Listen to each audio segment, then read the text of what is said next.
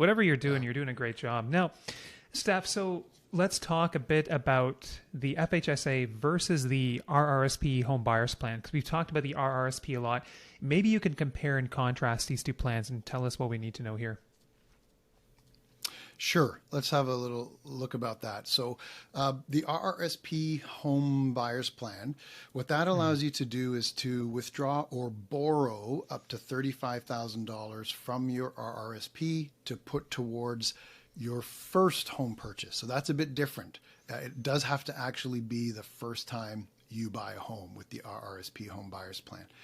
You can borrow that money. There's no immediate tax consequences, but the deal is you have to pay it back. Otherwise, the CRA says, oh, if you're not going to pay it back, we're going to start allotting that as part of your personal income. So starting in the second year, you have 15 years to pay back the $35,000 if you borrow the full amount. And if you do that, it's basically a tax-free borrowing and replenishing of your RRSP. Of course, it is a good idea to pay it back because you don't want to lose the RRSP room. You want to get the money back in there and working for the long term.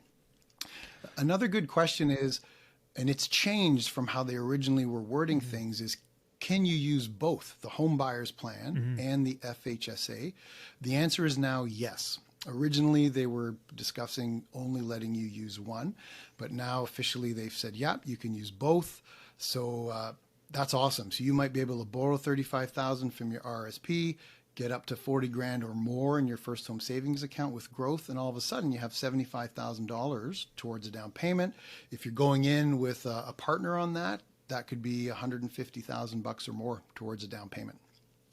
Yeah, when you add those numbers up like that, like some people have said with the supply-demand mismatch for our housing market here, I mean, how much is this plan going to allow people to achieve? But when you break the numbers down like that, and if you have a spouse or partner who's also eligible, you've got $150,000 to go in on a down payment, which is certainly pretty sizable. So that's really good to know. Now, home buyers plan. So you have to start paying it back in the second year, you said, and you have 15 years to pay it back. Is that 15 years from the year you start to pay it back or from the year you pulled it out? That's something I've never been entirely clear on.